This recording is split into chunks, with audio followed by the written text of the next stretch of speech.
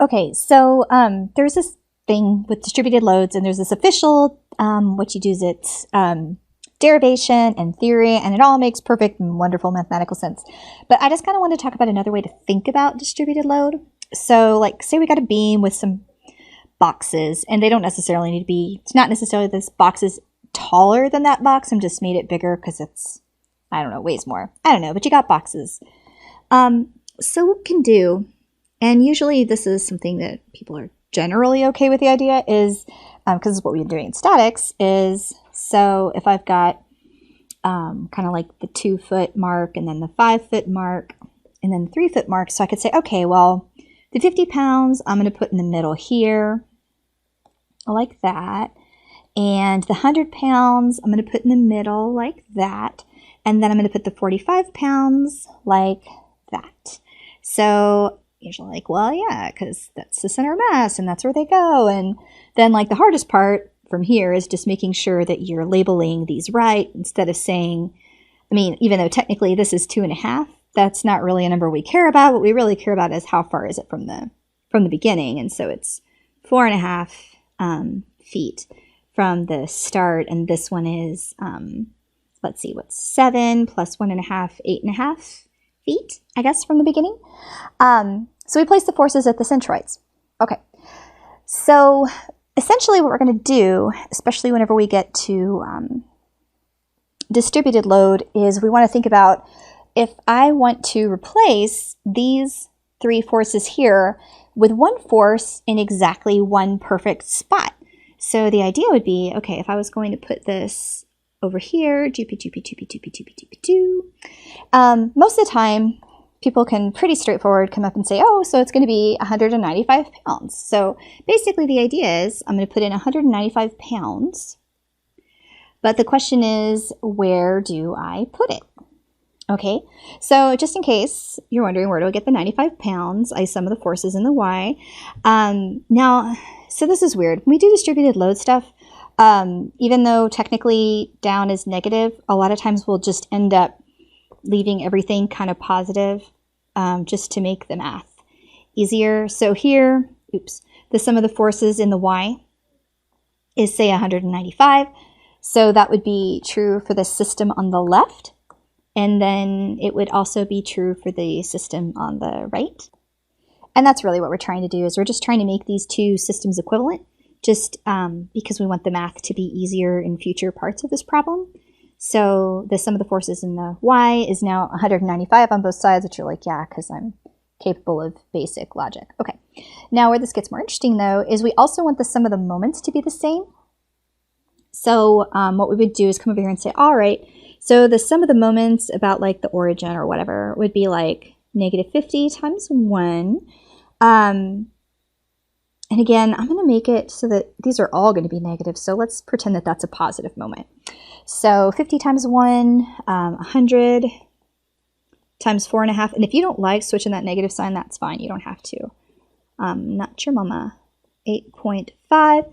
And we add all that together, we get 88.25 foot-pounds.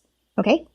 So the idea is then over here on this side, we would want for the sum of the moments about O to still be 88.25 foot-pounds, but we don't know what that distance is. So like right now, we just like call it, I guess, X or whatever. And so we'd say, well, sum of the moments about O right now, again, if this is positive, would be 195 times X. And I'm like, well, I want that to be 88.25. And really, it's just as straightforward as you solve for X. And you have that X is equal to, what does it turn out to be? 4.53 or something like that. So that's the centroid of that block. So if we are here at 4.53, then these two systems are equivalent. They mean the same thing. They have the same sum of the forces in the y, the same in the x, the same moments. Everything is wonderful. Okay, sort of. Okay, now there's a kind of a related question that's not too far off. But the quick question would be like, well, what if the box was a triangle? And this is just to make sure you kind of remember this. So let's say that instead of having a square box, we had a triangle box. And we'll say that the triangle box is 50 pounds. and it's a 21-foot box. Where would you put the centroid? And hopefully this is just to make sure you remember where the centroid of a triangle is. So the centroid of a triangle, there's different ways of describing it, but I like to think of it as it's 1/3 from the fat side. So like this is the fat side of the triangle, and I go 1/3 away from the fat side. So 1/3 of 21 feet is 7. So then that means it's what from the other side? 14? Yeah, 14.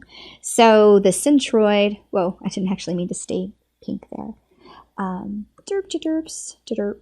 Derps. So 14 feet is where that 50 pounds would be.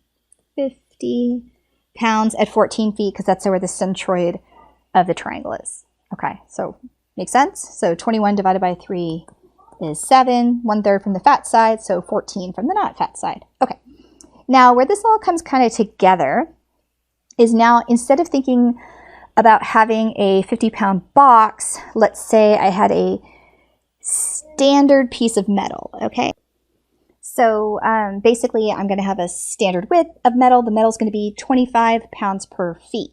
And remember from the picture, is that the way I had this set up initially is that this is 2 feet wide. So basically what I'm saying is instead of having a 50-pound box, let's say I have a piece of metal or a countertop or however you want to think about things that are measured in linear feet, and it's 25 pounds per feet. And, you know, whatever one I'm going to put here as an equivalent would be like 20 pounds per feet, and this one would be 15 pounds per feet. So in case you're wondering where those numbers are coming from, because I know sometimes brains just don't work. So 50 over 2 is 25 pounds per feet. 100 over 5 would be 20 pounds per feet, and then 45 over 3 is 15 pounds per feet. So, come back here. So we have 25 pounds per feet and 20 pounds per feet, and what did I say? 15 pounds per feet. All right. So then what we would, I guess, say is, all right, so over here, I'll have my beam. The beam is doing beam things. Beam, chugga. Okay, and then I have this piece of, let's see, we have a 2 foot, a 5 foot, 2 foot, a 5 foot, and a 3 foot. Those do not look in any way proportional. 2 foot, 5 foot, and 3 foot. Okay, but then like, so, okay, this looks kind of stupid because I'm going to be like, all right, so I've got this piece of metal here, and then I've got this piece of metal here, and I've got this piece of metal here, and this one is 25 pound feet, and this one is 20, and this one is 15, and you're like, that just looks dumb and boring. I like the boxes. All right, okay, so instead what we'll do is we'll make the 25-foot one taller to represent that it's a heavier mass. So this is going to be pounds per feet now. So these aren't the physical boxes anymore. This isn't the size of the box. This is the size. Oh, that's a bad way to say it. But it's kind of like the size of the weight. Okay. So this one is 25 pounds per feet. And then this one here is 20 pounds per feet. So 20 pounds per feet. And then this last one here is 15 pounds per feet. So 20 and then 15 pounds per feet. Okay, so this is kind of what your distributed load looks like. And so the idea is the area under the curve, that's what the weight ends up being, right? Because this is 2 feet. So I know I'm kind of belaboring it, but I mean, deal. Let's try to teach you stuff. All right, so if I look at what you would call the area under this curve, the area under the curve would be 2 feet times 25 pounds per feet. And then, of course, the feet cancel out, and I end up with 50 pounds, which is the same thing I had a minute ago, which is fine. But the point is that, like, when I'm doing it like this, this is how distributed loads are. I guess that's the best I got to say it. Is that's always a thing, is like students are like, but this one's taller. It's not physically taller. This has nothing to do with the shape of what you're actually looking at. This is just a pictorial representation of what the load looks like. And then, of course, what they'll do is they'll fill this with like little itty bitty arrows. So these will all be like itty bitty arrows and itty bitty arrows and stuff like that. So this is what a distributed load diagram looks like, is it's going to have like this. And so basically what you would do is you would take that and then you could say, okay, so I can redraw that as kind of like what we just did a second ago, where you could say, okay, so I've got I've got, let's see, this one is 50 pounds and the center is at 1. So 50 pounds at a center of 1. And then this one here is 5 times 20, so that's 100.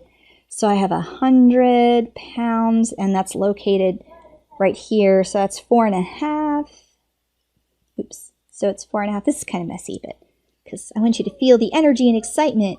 4.5. And then this last one here is 15 times 3 is 45. So that means I've got a 45 here, and it's located at 1.5. So 7 plus 1.5 is 8.5. So like that, 8.5 feet.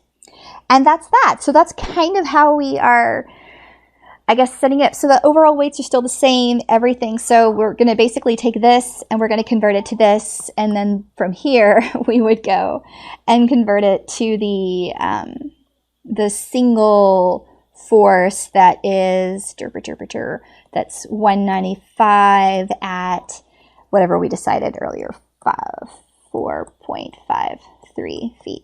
Okay, so I got excited. I like this. I love doing these because these are very mathy and I like little mathy things. So basically the idea is we would start with something like a distributed load here. Distributed load. You rewrite the distributed load by isolating the point particles or isolating the centroids of those spots, and then using like a weighted average to make it kind of work out. So these are actually pretty straightforward. And then the only thing is with distributed loads is that eventually you'll get to the problems where, you know, this is the beam, and then they'll give you like an actual function. So they'll be like derby like this, and this will be f of x, and this will still be your like pounds per feet. But basically, like let's say this was 10 feet. Then if you wanted to get the force here, you'd have to actually physically integrate under the curve, which is what we were doing before, but we didn't really have to worry about integrating because we know what the area of a triangle is. We know what the area of a rectangle is. But for these, you'd actually have to integrate that curve to find out what the area under it is. And that's when it gets fun because you get to do integrals.